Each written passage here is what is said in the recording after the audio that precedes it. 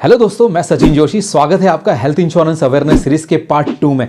यदि आपने पार्ट 1 नहीं देखा है तो पार्ट 1 जरूर देख लीजिएगा, क्योंकि पार्ट 1 में भी हमने कुछ बहुत ज़रूरी टॉपिक को कवर किया है।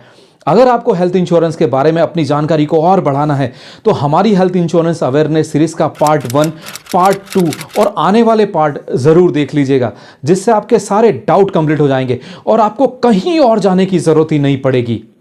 दोस्तों, आज के वीडियो में हम जानेंगे कुछ और महत्वपूर्ण और क्रिटिकल सवालों के जवाब, जो आपके लिए जानने बहुत ज़रूरी है, इसलिए बने रहिएगा वीडियो में। आज की सीरीज का जो पहला सवाल है वह है, कंपनी ने ऑलरेडी मुझे कवर किया हुआ है तो फिर मैं कोई और इंश्योरेंस क्यों लूं? यह सवाल सिर्फ आपका ही नहीं, यह कई सारे लोगों का है और इसका जवाब बहुत आसान है कि आपके पास कंपनी के इंश्योरेंस के अलावा भी एक और पर्सनल इंश्योरेंस पॉलिसी होना चाहिए। इसका एक कारण नहीं, इसके बहुत सारे कारण हैं, जिसमें से कुछ कारण मैं आपको बता रहा हूं। एक तो जिस भी कंपनी के साथ आप काम कर रहे हैं ना, आपको कितने भी साल हो गए हैं, कभी ना कभी तो आप उस कंपनी को छोड़ोगे ना। ऐसा तो नहीं होगा कि उस कंपनी में आप मरते दम तक काम करेंगे। जब भी आप कंपनी को छोड़ोगे या आप रिटायर हो गए, उस समय यदि आप बाहर से पॉलिसी लेने जाएंगे तो शायद नहीं मिलेगी, क्योंकि उस समय आप रिटायरमेंट एज में होंगे। आज आप यंग हैं, आपको आज पॉलिसी भी मिल जाएगी और बहुत सारी बीमारियां भी समय के साथ में कवर हो जाएगी। उस समय आपको पॉलिसी भी नहीं मिल पाएगी, या मिलेगी तो कई सारे क्लॉजेस के साथ में मिलेगी, और उस समय यदि कोई गंभीर बीमारी आ गई तो पॉलिसी मिलने में भी मुश्किल हो जाएगी। दूसरा कारण यह है कि आपकी कंपनी क्या कवर करती है, क्या नहीं करती है, यह आपको नहीं पता, क्योंकि वह एक ग्रुप प्लान है जो हर साल रिन्यू होता है और हर साल उसकी टर्म्स एंड कंडीशन में बदलाव होता है। तो हो सकता है वह इंश्योरेंस पॉलिसी आपके इलाज के लिए सुटेबल हो या ना हो। आप इस चीज़ की रिस्क नहीं ले सकते कि कल से टर्म्स एंड कंडीशन क्या चेंज होगी और क्या नहीं होगी। आपको इस समय एक हेल्थ इंश्योरेंस पॉलिसी बाहर से अपने परिवार के लिए ले लेना चाहिए। तीसरा कारण यह है कि आप जब भी कभी जॉब बदलते हैं ना, उस समय आप दो जॉब के बीच में होते हैं। ठीक उसी समय यदि कुछ हो गया तो आप उस समय इंश्योरेंस कवर के बिना रहते हैं। उसके अलावा कहते हैं ना कि last working day is last day of insurance cover. तो आप भी ऐसा नहीं चाहेंगे कि जब भी आपकी नौकरी छूटे, उस समय यदि आपको कोई गंभीर बीमारी हो गई या आकस्मिक चिकित्सा का खर्चा आ गया तो आपको उसका कवर ना मिले। इसलिए आपको बाहर से अपने परिवार के लिए एक हेल्थ इंश्योरेंस पॉलिसी लेना जरूरी है। और आपने देखा है, कोरोना के समय कई लोगों की जॉब गई है अचानक, कभी सोचा भी नहीं था और उनकी जॉब चली गई। कई अच्छे प्रोफाइल में रहने वाले लोगों की जॉब गई है और उसी समय फटाक से उनका इंश्योरेंस कवर खत्म हो गया, बंद हो गया। उसके बाद ही कई लोगों को उनमें से कोरोना होने से उनकी जीवन भर की जमा पूंजी उस कोरोना के इलाज में खत्म हो गई। इस तरह की अनसर्टेनिटी किसी के भी साथ में आ सकती है। आपको उसके लिए आज से ही तैयार रहना होगा। हेल्थ इंश्योरेंस में क्या मुझे कोई टैक्स बेनिफिट मिलता है? दूसरा सवाल। जी हाँ, मिलता है और अच्छा खासा मिलता है। यदि आप आपके लिए या आपकी फैमिली के लिए 25,000 रुपये तक इन्वेस्ट करते हैं तो यह 25,000 सीधा आपकी इनकम में से कम हो जाएगा। और यदि आप आपके पेरेंट्स के लिए भी 25,000 रुपये तक का प्रीमियम पे करते हैं तो वह 25,000 रुपये भी आपकी इनकम में से कम हो जाएगा, यानी आपको टोटल 50,000 रुपये का फायदा हो जाएगा। और यदि आपके पेरेंट्स की एज 60 साल के ऊपर है तो 25,000 आपकी पॉलिसी में और आपके पेरेंट्स की पॉलिसी में 50,000 रुपये, यानी टोटल 75,000 रुपये का बेनिफिट आप अंडर सेक्शन 80D ले सकते हैं। और हाँ, एक बात और, यह हर यूनियन बजट के दौरान परिवर्तित होता रहता है, इसलिए उस समय के बजट के हिसाब से ही आप इसे देखिएगा। तीसरा सवाल है कि रिस्टोरेशन बेनिफिट क्या होता है? रिस्टोरेशन बेनिफिट एक बहुत ज़रूरी और इंपॉर्टेंट बेनिफिट है। मान लीजिए आपका 10 लाख का कवर है, वह 10 लाख का कवर कभी भी पूरे साल में क्लेम लेकर एग्जॉस्ट हो जाता है, खत्म हो जाता है, तो इंश्योरेंस कंपनी आपके इंश्योरेंस को 10 लाख रुपए से रिफिल कर देती है। इसे कहते हैं रिस्टोरेशन बेनिफिट। मगर आपको इस चीज में 2-3 चीजों का ध्यान रखना पड़ेगा। Number 1, same person same disease का कॉम्प्लिकेशन यदि फिर से होता है तब वह कई सारी पॉलिसीज में कवर नहीं होता, या फिर उसका वेटिंग पीरियड होता है। दूसरी बात, रिस्टोरेशन बेनिफिट तभी काम करता है जब आपका इंश्योरेंस अमाउंट पूरी तरह से खत्म हो चुका हो। जैसे कि मान लें 10 लाख का सम एश्योर है आपका और आपका खर्चा आया 7 लाख रुपए, तो 7 लाख का तो क्लेम मिल गया, लेकिन अभी भी आपका सम एश्योर 3 लाख रुपए बचा हुआ है। अगली बार यदि आप हॉस्पिटलाइज हुए और आपका खर्चा आया 5 लाख, तो आपको बीमा कंपनी 3 लाख का ही क्लेम देगी। बचा हुआ 2 लाख आपको अपनी जेब से पे करना होगा।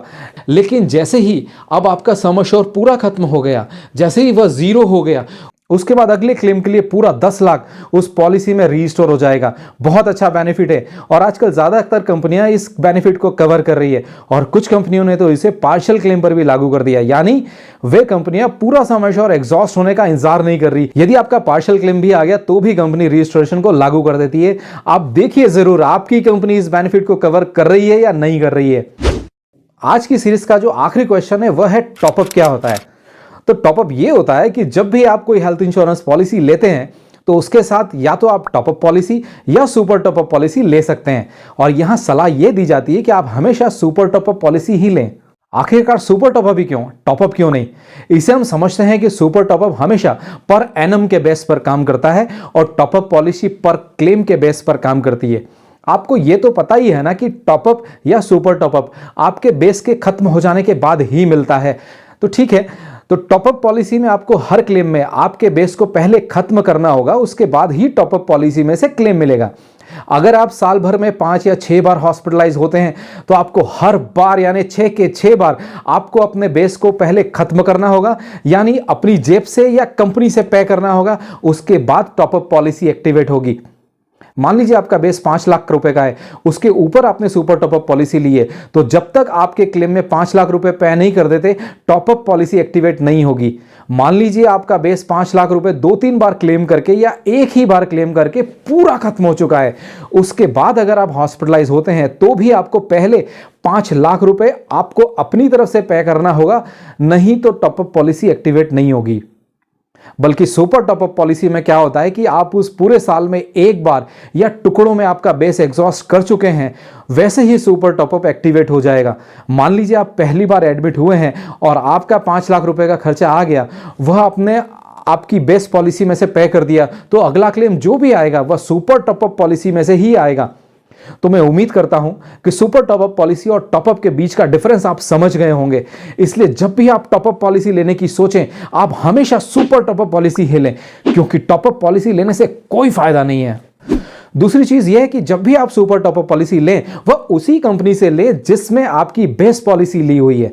क्योंकि क्या होता है ना कि सुपर टॉपअप पॉलिसी में से जब भी क्लेम देना होता है, कंपनी को तो सबसे पहले वह यह चेक जरूर करती है कि बेस अमाउंट क्लियर हुआ है या नहीं हुआ है, और यदि वह दोनों कंपनी अलग अलग है तो आपको सारी कागजी कार्रवाई पहले दूसरी कंपनी को देनी होगी, फिर वह समझेंगे कि आपका बेस अमाउंट खत्म हो गया है तो ही सुपर टॉपअप पॉलिसी में से आपको क्लेम देंगे। और यदि आपकी दोनों पॉलिसी एक ही कंपनी में है और आप कैशलेस हॉस्पिटल में जा भी चुके हैं और आपका क्लेम अमाउंट आपकी बेस पॉलिसी से ज्यादा बन गया है, आपके सारे डॉक्यूमेंट उसी कंपनी के अंदर हैं, इसलिए जो भी अमाउंट आपकी बेस पॉलिसी से ज्यादा बना है वह सुपर टॉपअप पॉलिसी में से क्लियर हो जाता है। इसलिए सलाह यही दी जाती है कि हमेशा सुपर टॉपअप पॉलिसी और बेस पॉलिसी एक ही कंपनी से लें। दोस्तों, बहुत सी चीजें मैंने बताई है कि क्या क्या चीजें आपको ध्यान में रखनी चाहिए सीरीज 1 और सीरीज 2 में। आने वाली सीरीज में भी बहुत सी ऐसी क्रिटिकल चीजें मैं लेकर आऊंगा आपके लिए जो आपको जानना बहुत जरूरी होगा, तो आप उस वीडियो को मिस मत कीजिएगा, क्योंकि उस वीडियो में बहुत सी ऐसी चीजें आपको पता लगने वाली है जो आपके लिए जानना जरूरी है इंश्योरेंस पॉलिसी लेने से पहले, जिसमें आपके सारे डाउट क्लियर हो जाएंगे। उम्मीद करता हूं कि वीडियो की सीरीज आपको काम आ रही है। अगर आपको इस वीडियो से हेल्थ इंश्योरेंस के बारे में थोड़ी भी अवेयरनेस मिली है तो ये जो लाल रंग का बटन है ना, इसे दबा दीजिए, और ये जो घंटी का आइकॉन है इसे भी दबा दीजिए, ताकि ये वीडियो आपको समय पर मिलती रहे। और अगर आपको अवेयरनेस मिली है तो आइए साथ में मिलकर इस अवेयरनेस को और बढ़ाते हैं, इसे ज्यादा से ज्यादा लोगों में शेयर कीजिए। तो मिलते हैं इस सीरीज के अगले वीडियो में कुछ बहुत ज्यादा क्रिटिकल और महत्वपूर्ण सवालों के जवाब लेकर। तब तक स्वस्थ रहिए, मस्त रहिए। मिलते हैं हम हमारे अगले वीडियो में।